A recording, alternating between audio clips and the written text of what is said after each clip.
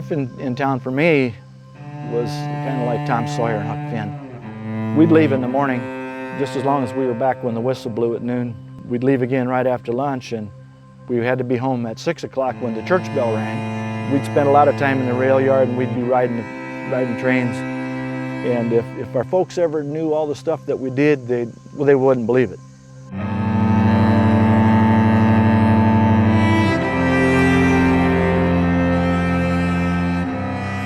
Ever since I can remember, this is really where I wanted to live. I grew up on a farm about a mile west of town, and went away to college, got married, and lived in a couple other communities. And my wife and I decided this is where we wanted to be, and we've been here a little over 41 years. Well, all over the United States, you go into these fancy places, Templeton Rye will be listed. And they all say, where is Templeton? You know, here we are.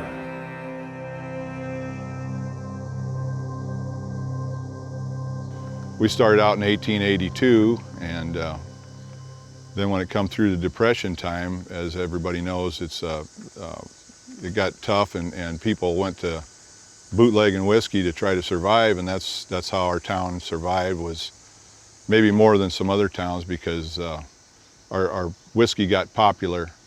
I can't tell you exactly who may have started the first production of Templeton Rye, but once it started, they found out that they produced a pretty good product, and it earned the reputation of the good stuff, and that just helped to spread the name of the Templeton Rye.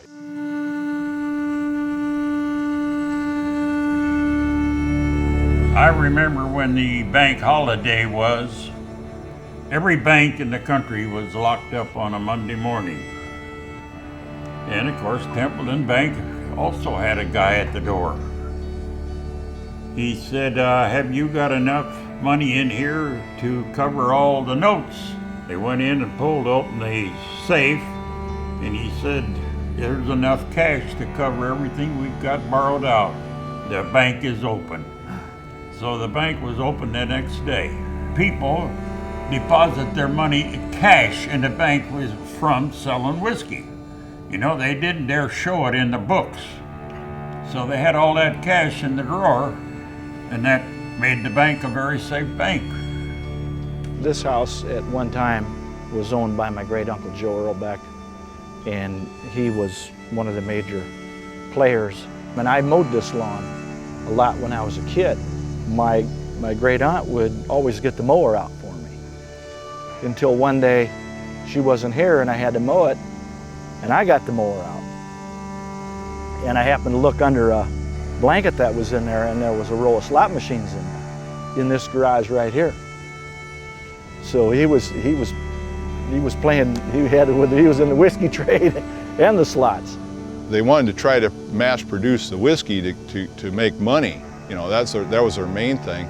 But it turns out that some people made some really good whiskey back in the Depression, and they were pretty much known for really good quality whiskey.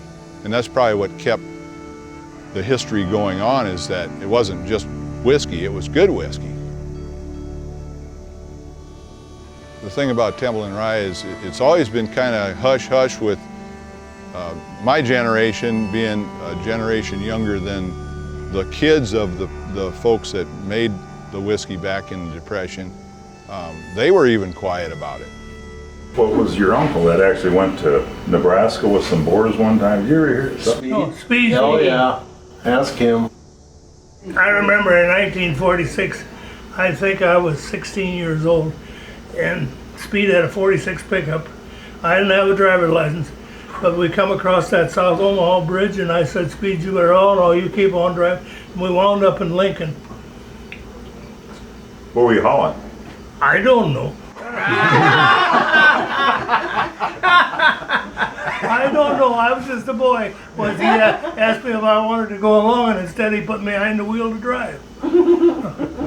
Well, probably the favorite story, as far as back then, you know, and I'm pretty sure that one was true, that, you know, the whole county was making whiskey, and everybody was trying to make a go of it.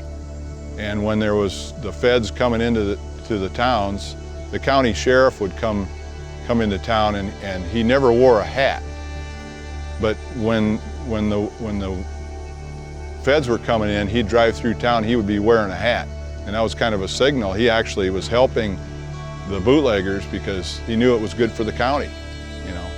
So everybody was in it together. It was all for the good of the county. There was an FBI agent in New York. He just got through school, and he was talking about shutting down that Templeton Rye out there in Templeton. And he said nobody went out there, and this FBI agent is pretty cocky. He said, I'm going out to Templeton and I'm going to shut them down. So he drives to Templeton and comes to a farm place. He pulled in the yard and there's a little kid standing there.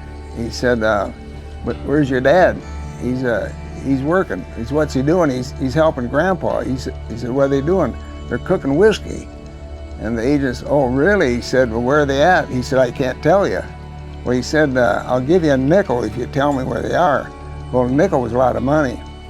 And the kid said, oh, I can't tell you. Well, he said, I'll tell you what, I'll give you a quarter. Well, now a quarter, that's big bucks. So the kid said, all right. He said, give me a quarter, I'll show you where they are. Well, that agent said, I won't give you a quarter now, I'll give you a quarter when we get back.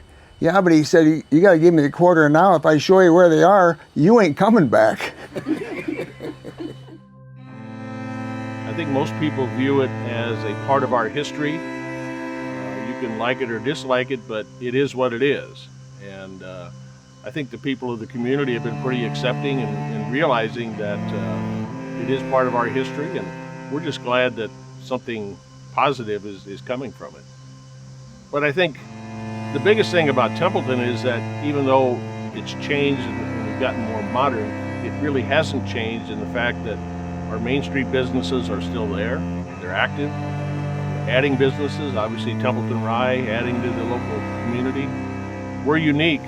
In today's world, the biggest thing is just to keep from going backwards. And I think we're doing that, and again, we're really thankful to Templeton Rye and what they're bringing to the community.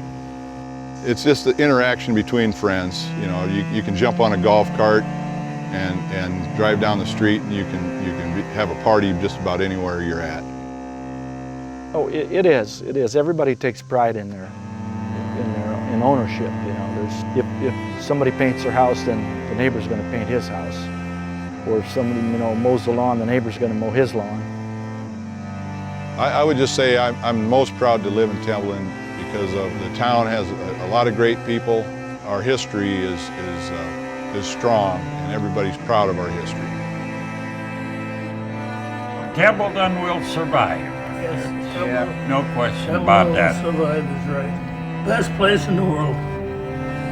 Yeah, you're damn right. Enough said.